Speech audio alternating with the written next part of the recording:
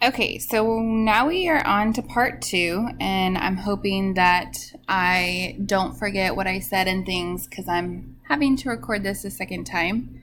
My computer died before it finished uploading. So anyways, we just did an example with subtraction, and we discussed that we cannot subtract with negative numbers, that instead we have to add the opposite. So in order to add the opposite, what we do is we change the subtraction sign to addition, and then we change the number right behind it to the opposite of it. So right now this is a -9, so I have to change it to the opposite of positive. And so I always want to make sure I'm drawing 2 lines, okay? And you can never touch this first number, all right? So I added the opposite.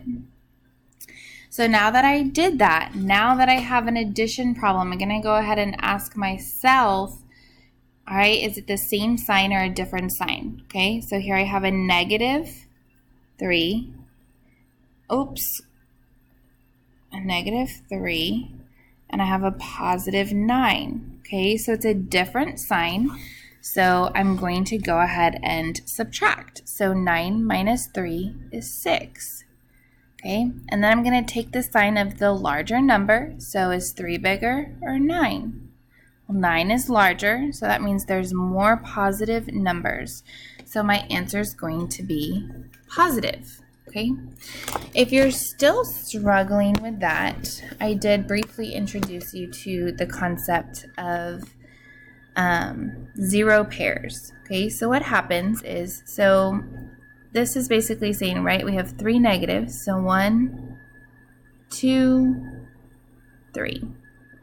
So there's 3 negatives here, and then there's 9 positives over here. So 1, 2, 3, 4, 5, 6, 7, 8, 9. Okay. And what we know is that one positive cancels out a negative.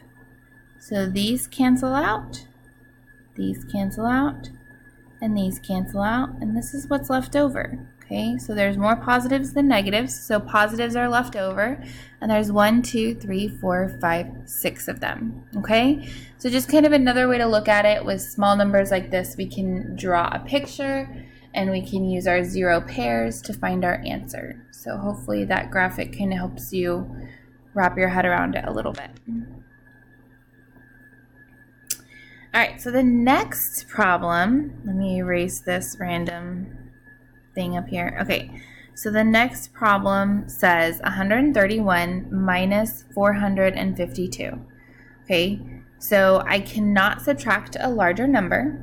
So instead of subtracting, I'm going to add the opposite, right? I drew 2 lines. Okay, you can't just draw one, you have to draw 2.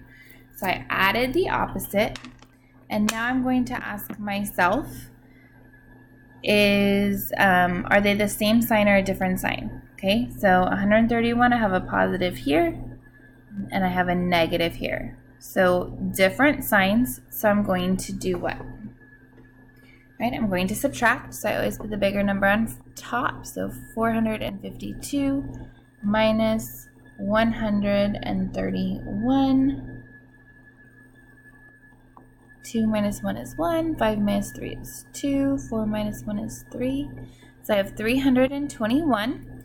I'm going to look for which number is bigger. Is 131 bigger or 452? So I'm ignoring the sign, I'm just looking at the number. And since 452 is bigger, that means there's more negatives, so my answer is going to be a negative. Okay, so hopefully we are getting the hang of it. Let's try this next one. It says 87 minus a negative 819. Okay, so I cannot subtract a negative number, so instead I'm going to add the opposite. All right, the opposite of a negative is a positive, and I drew my 2 lines. So now it's 87 plus a positive 819. Well, goodness gracious, that's just regular addition, right? So I have 819 plus 87. 9 plus 7 is 16. 8, 9, 10. 8 plus 8. Oh, sorry, 8 plus 0. It's gotten later. 8 plus 1 is 9. Sorry. 906. Okay, and they're both positive, so my answer is going to be positive. Okay. All right, so let's just kind of look at and wrap our head around how our answer depends on the items that we're adding, okay? So when we add a positive number and a positive number, so if I have a small positive and I add another small positive to it, right? I'm going to have a bunch of positives, right? So if I have $5 and $5, I put them together and I have $10. It's still a positive amount, okay? Same thing as a negative. So if I owe someone $5 and then I owe them 5 more, now I owe them a bunch, okay? So if I have the same sign, I'm putting them together and it's making a bigger number of that sign, okay? Now, what if one is positive and one is negative, okay? So if I have a positive, about a good-sized positive, okay, and I add a smaller negative, okay, then it's canceling out some of those positives. But see how the positive was bigger to start with? Then my answer is still going to be positive. It's just not as big as it originally was. Okay? And then what about a positive and a negative? So if I have a smaller positive and a bigger negative, well, there's more negatives left over. So my answer is negative, but it's smaller than this one was because some of these positives canceled it out. Okay, so this is just one way to kind of think about and wrap our head around how our answer is affected by the signs in the problem.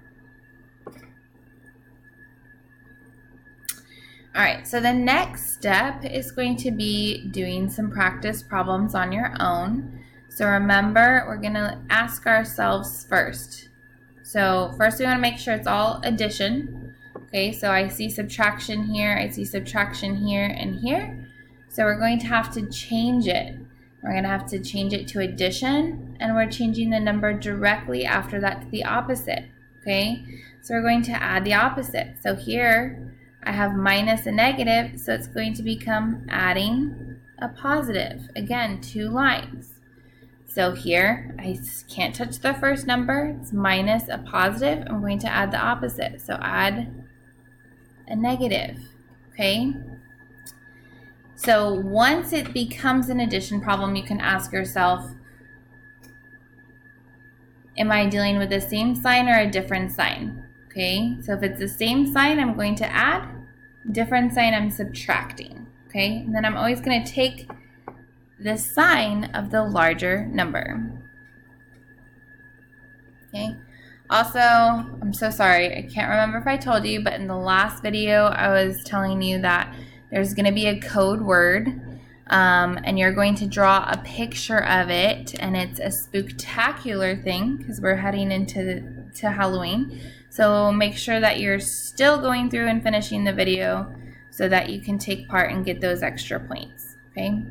So this here is an integer crossword, and so what you're going to do is this first one says 1 across. So we're looking for the answer that goes in these blanks here. Okay, so 1 across says 348 minus 527. Okay, so I know I can't subtract a larger number, so I'm going to have to change it to addition. So I add. And then I need to change this to the opposite. So it's positive, I'm going to make it a negative. That's my second line, okay?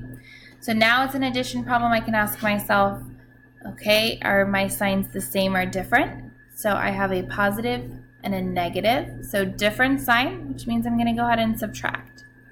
So 527 minus 348. That was a 7. I have to borrow. 2 becomes 1, and I have 17. Minus 8 is 9. Borrow again. 5 becomes 4. 1 becomes 11. 11 minus 4 is 7. 4 minus 3 is 1. Okay, so 179, and then since 527 is bigger, it is going to be a negative number. Okay, so what you're going to do once you find your answer is you're going to put your answer here in the blank, so negative 179, and then you're going to leave your sign off and you're just going to put the numbers, so 1 across, so it's a 3-digit number, right? 179 is going to go in the blanks. And then it says if it's positive, you're going to put your answer in blue, and if it's negative, you're going to outline it in red. So since this is a negative number, I'm going to go ahead and circle that so I know. I'm going to outline the number together in red. So that provides us with a quick and easy way to check your work and see if you're on point. Okay, so then when I went over here to do one down, I can circle or put a box around here if it's negative or if it's positive. So it'll be able to quickly overlap and you'll see which one's which. Also, it makes it easier if you go ahead and circle your number in red or blue so that you can identify if your answer is positive or negative. Okay.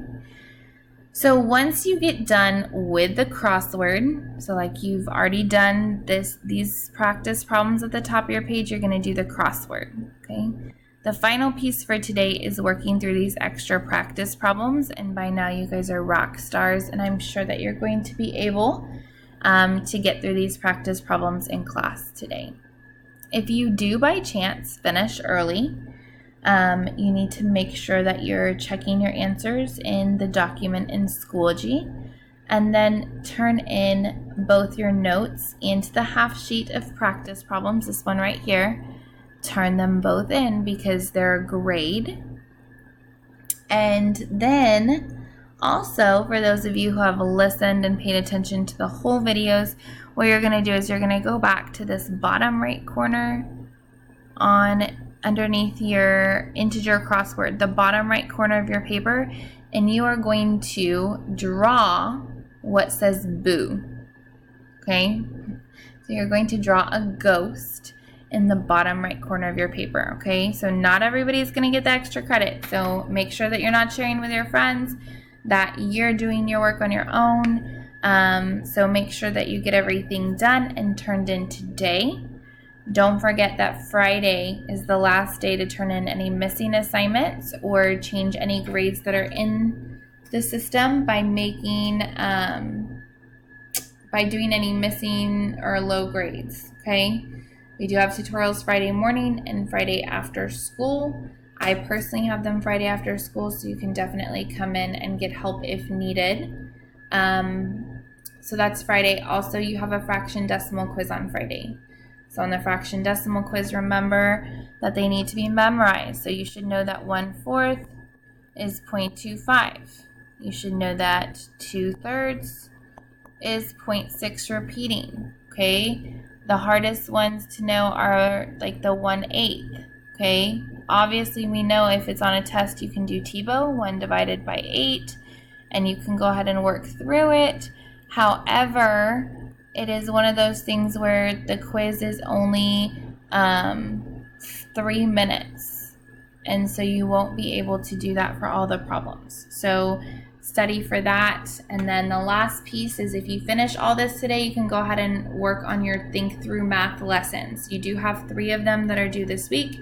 I personally gave you until Sunday at 8. Not sure if all the teachers are doing that. But if you're in my class, you have Sunday until 8 to get your Think Through Math lessons done. So if you finished everything else and you've turned it in, then today you can go ahead and use any extra time you have on Think Through Math. Okay? It's not free time. It's on Think Through Math. So thanks for working hard today, and I look forward to seeing all of you tomorrow.